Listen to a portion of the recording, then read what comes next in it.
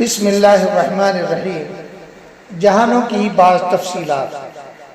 دنیا میں جو کچھ دیکھا، سنا اور موجود ہے وہ دو حال سے خالی نہیں، یا تو واجب لذات ہی ہے، یعنی اس کے غیر موجود ہونے کا کوئی امکان نہیں، ایسی ذات تو صرف باری تعالیٰ کی ہے۔ دوسرا ممکن لذات ہی کہلاتا ہے، باری تعالیٰ کے بنانے سے بن کر موجود ہو گیا۔ اس طرح کی جو بھی چیز موجود ہے یا آئندہ موجود ہونے والی ہے، سب کو عالم، دنیا، جہان، مخلوقات وغیرہ کہتے ہیں۔ لفظ عالم اصل میں علامت سے نکلا ہے، جس کے معنی ہے نشانی، اشارہ، اور ان مخلوقات یا موجودات کو عالم اس لیے کہتے ہیں کیونکہ یہ اللہ تعالیٰ کے نام و صفات کی علامت ہیں، اس لیے کہ کائنات کے افراد یعنی اکائیوں میں سے ہر فرد کسی اسم یا صفت کا مظہر، یعنی اس کو دکھانے والا اسکرین یا منظرنامہ ہے، اور اس فرد کی جو مزید نوعیتیں یعنی قسمیں اور جنسیں ہیں وہ اسماء کلیہ یعنی تمام ناموں اور صفات اطلاقیہ یعنی اللہ تعالیٰ کی وہ صفات جن کو جانا یا سمجھا جا سکتا ہے اس کی مظہر ہے۔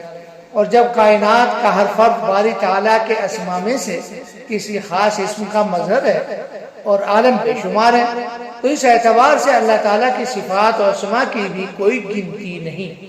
البتہ اصول اور کلیات جو تمام جہانوں میں شرعی لحاظ سے مقرر ہیں ان کو بیان کیا جاتا ہے۔ حاشیہ: زمین و آسمان میں جو چیزیں یا جہان ہیں وہ اکیلے اکیلے اپنی مجموعی حیثیت کے اعتبار سے اللہ تعالیٰ کی کسی نہ کسی صفت کی جلوہ گاہ ہے، یعنی اس کی قدرت کو دکھانے اور ظاہر کرنے والے ہیں۔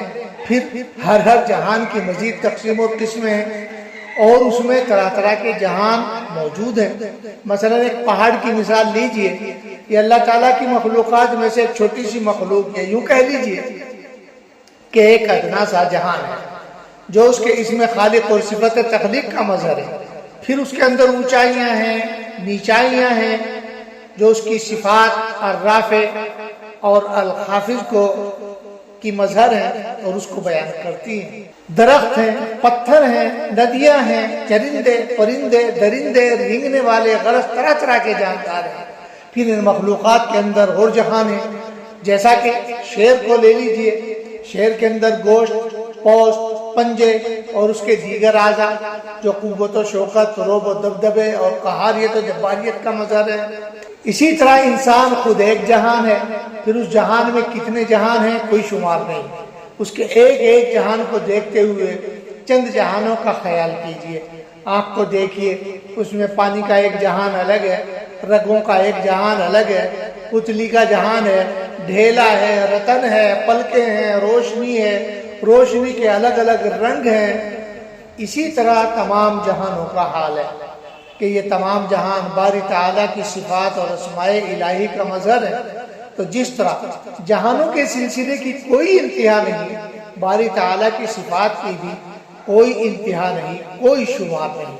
اسماء اور اسماء کلیہ، صفات اور صفات اطلاقیہ میں فرق سمجھنے کے لیے یہ مثال ہے کہ اللہ تبارک و تعالیٰ کی ایک صفت ہے تخلیق کرنا، یعنی بنانا، پیدا کرنا، اسی سے اس کا نام الخالق بنا ہے۔ پھر اس نے اس صفت کے تحت کیا کیا بنا رکھا ہے، ان سے اس کی صفت اور نام الگ الگ بنائے جائیں تو بات کہاں تک پہنچے گی۔ مثلا وہ خالق السماوات والارض ہے، خالق الانسان ہے، خالق الاسد ہے، خالق الجبال ہے، وغیرہ وغیرہ۔ اسی طرح ربوبیت کی صفت سے اسماء و صفات بنیں گے، وہ رب السماوات والارض ہے، رب کل شیء ہے، وغیرہ وغیرہ، یہاں تک کہ اس کی تمام صفات کے ساتھ اگر یہی تفصیل لائی اور گنائی جائے تو سوچ کر دیکھیے کہ کون اس عظیم ہستی کے اسماء و صفات کو گننے اور صفات کو شمار کرنے کا حوصلہ اور دل گردہ رکھ سکتا ہے۔ علماء اسماء الہی اسی لیے کہتے ہیں کہ اللہ تعالیٰ کے اسماء لا تعداد اور لا یحصیٰ، گنتی کوئی نہیں۔ لہذا شیخ نے چند ایسے جہانوں کی تفصیل کا ارادہ کیا ہے جن میں شریعت نے کچھ احکام و تفصیلات بیان کیے ہیں، پورے کا تو بیان کیا نہیں جا سکتا۔ حاشیہ ختم ہوا۔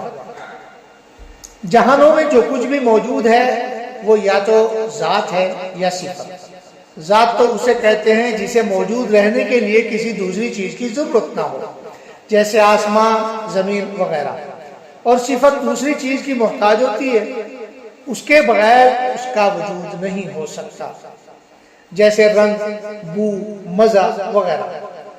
معقولی لوگ یعنی سائنسدان ذات کو جوہر یعنی ایٹم، مادہ، اور صفت کو عرض یعنی انرجی کہتے ہیں۔ پھر ذات کی بھی دو قسمیں ہیں، جسم اور روح۔ جسم تو وہ ہے جو ایک مقرر شکل، ڈیل ڈول اور ماپ رکھتا ہے اور اپنی اس شکل اور ماپ سے الگ نہیں ہوتا، جبکہ روح کوئی شکل، کوئی مقدار یا طے شدہ ڈیل ڈول نہیں رکھتی، بلکہ وہ دوسری مختلف شکلوں، جسموں اور ڈیل ڈول میں ظاہر ہوتی ہے۔ اسی طرح جسم کی بھی دو قسمیں ہیں، ایک علوی یعنی آسمانی اور دوسرا سفلی یعنی زمینی۔ علوی کی بہت سی قسمیں ہیں، مثلا عرش، کرسی، سدرۃ المنتہا، لوح و قلم، جنت و دوزخ، ثوابت یعنی ٹھہرے ہوئے ستارے جیسے سورج، قطب تارہ وغیرہ، اور سیارے یعنی چلنے والے ستارے جیسے سورج کے گرد چکر لگانے والے زمین، زحل، مشتری وغیرہ، اور ساتواں آسمان وغیرہ، سب علوی جسم کے مالک ہیں۔ سفلی کی پھر دو قسمیں ہیں، ایک کو بسیط کہتے ہیں یعنی اکیلا، بغیر ملاوٹ کے، خالص، اس کو مفرد اور مجرد بھی کہتے ہیں، جیسے عناصر اربع یعنی چار عناصر جن کو بنیادی حیثیت حاصل ہے، مٹی، پانی اور ہوا اور آگ۔ اور دوسری قسم مرکب یعنی ملاوٹ والا، ایک سے زیادہ چیزوں سے مل کر بننے والا، اور اس کی بھی دو ہی قسمیں ہیں، یعنی یا تو تمام عناصر کا مرکب ہوگا یا کچھ عناصر سے مل کر بنے گا، لہذا پہلے والے کو مرکب تام، پورا مرکب، اور دوسرے کو مرکب ناقص یعنی ادھورا مرکب کہتے ہیں۔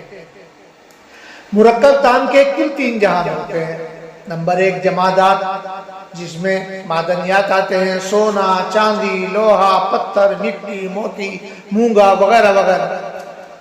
اور دوسرا جہان ہے نباتات کا، اس میں وہ تمام چیزیں آتی ہیں جو زمین سے اگتی ہیں، پودے، پیڑ، فصلیں وغیرہ وغیرہ۔ تیسرا جہان حیوانات کا ہے، اس میں تمام جاندار مخلوقات آتی ہیں، چاہے وہ خشکی کی ہو یا پانی میں رہنے والی ہو۔ پھر ان تینوں جہانوں کے اندر بے شمار جہان ہیں، ان کی تفصیل بہت لمبی ہو جائے گی۔ اسی طرح مرکب ناقص کی بھی تین ہی قسمیں ہیں، وہ بھی تین ہی جہانوں پر مشتمل ہے۔ پہلا جہان بخار یعنی بھاپ، جو پانی اور ہوا کا مرکب ہے۔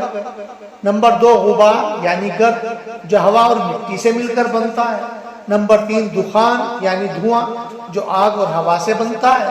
اور ان تینوں جہانوں سے بھی ان گنت جہان پیدا ہوتے ہیں، چنانچہ صرف غبار سے کئی رنگوں کی آندھیاں اٹھتی ہیں، کتنی ہی طرح کے بگولے پیدا ہوتے ہیں، دخان سے بارشیں برستی ہیں، اور جب بخار زیادہ اوپر چڑھ کر ٹھنڈا ہوتا ہے تو جم کر برف اور اولے کی شکل میں گرتا ہے، اور دخان سے ہی گرج، بجلیاں جنم لیتی ہیں، اور شہاب یعنی آسمانی شعلہ، انگار تارہ اور نیزے کی شکل کے دمدار ستارے پیدا ہوتے ہیں۔ اور جب بخارات اور دخان دونوں ایک دوسرے سے چھن کر زمین کے اندر بند ہو جاتے ہیں تو زمین کے اندر طوفان برپا ہوتا ہے، جس سے زمین کانپ اٹھتی ہے، اسے زلزلہ کہتے ہیں۔ اور جب بخارات زمین کے اندر جمع ہو جاتے ہیں اور ہوا کی طاقت کے ساتھ باہر نکلتے ہیں تو ان سے چشمے جاری ہوتے ہیں، اور یہی بخارات جب آسمان و زمین کے درمیان جمع ہو کر رات کی سردی کی وجہ سے جم جاتے ہیں اور پھر سے زمین پر گرتے ہیں تو شبنم کہلاتے ہیں۔ اور اگر جمے ہوئے ذرات زمین پر گرنے کے بجائے خلا میں ہی بھٹکتے رہ جائیں تو اسے سقی یعنی دھند، کوہرا یا فوگ کا نام دیا جاتا ہے۔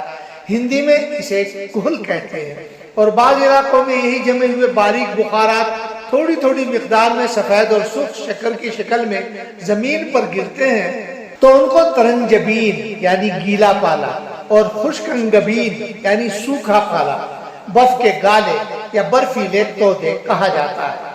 مرکب ناقص کی یہ قسمیں تو عام عادت کے مطابق ہیں، لیکن مرکب ناقص کی بعض قسمیں وہ ہیں جو عادت کے خلاف کئی طرح کی عجیب و غریب چیزیں انوکھے انداز میں پیدا کرتی اور آسمان و زمین کے درمیان ٹکی رہتی اور کبھی زمین پر گر پڑتی. ان کی تفصیل اپنے مناسب مقام پر ہوائی دنیا کی عجائب کی کتابوں میں لکھی ہوئی ہے.